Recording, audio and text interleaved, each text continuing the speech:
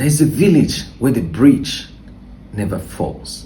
Not because the river is kind, not because the wind is weak, not because the people are saints.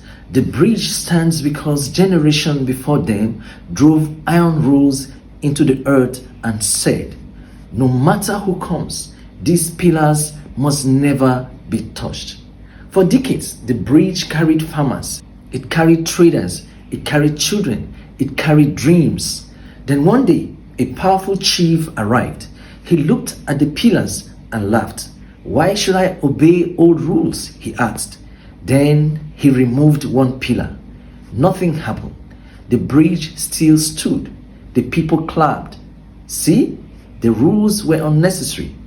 A year later, another chief removed a second pillar. Still, nothing happened. The bridge remained. The people celebrated progress. Then another pillar disappeared.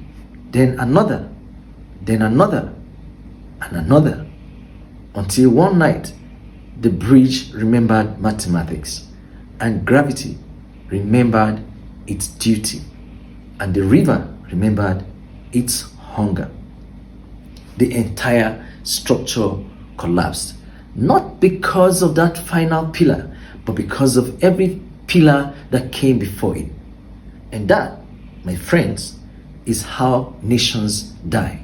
Not with one dramatic explosion, but with 1,000 tiny exceptions. One rule ignored, one institution weakened, one standard bent, one process bypassed, one friend favored here, one law selectively enforced there, one constitution treated like a suggestion.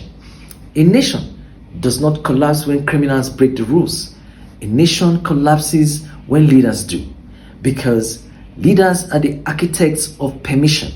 Whatever they excuse today becomes culture tomorrow. Whatever they normalize today becomes tradition tomorrow. Whatever they violate today becomes expectation tomorrow. History is full of cemeteries built from exceptions. Empires did not fall only because the enemies were strong. Many fell because standards became negotiable, because guardrails became decorations, because the institutions became toys, because principles became seasonal clothing worn only when convenient. The tragedy of many developing nations is not lack of resources, it is a lack of consistency. We create beautiful laws, then ignore them. We establish institutions, then personalize them. We preach accountability, then suspend it for allies. We celebrate standards, then abandon them whenever they become inconvenient. A nation cannot be governed by moods. It must be governed by standards, because standards are civilization's seat belt. They are the invisible walls preventing society from driving off a cliff. The referee cannot become a supporter.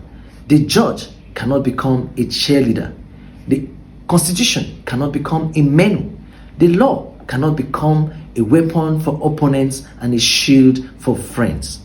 The standard must remain the standard, even when it hurts, especially when it hurts, because the true test of principle is not how it behaves when convenient. The true test of principle is whether it survives temptation. The day we begin collapsing guardrails at whim, the day we start treating institutions like personal property, the day we make exceptions for power, we begin digging the grave of our future, slowly, quietly, patiently. And the saddest part, most people won't notice until the bridge finally falls.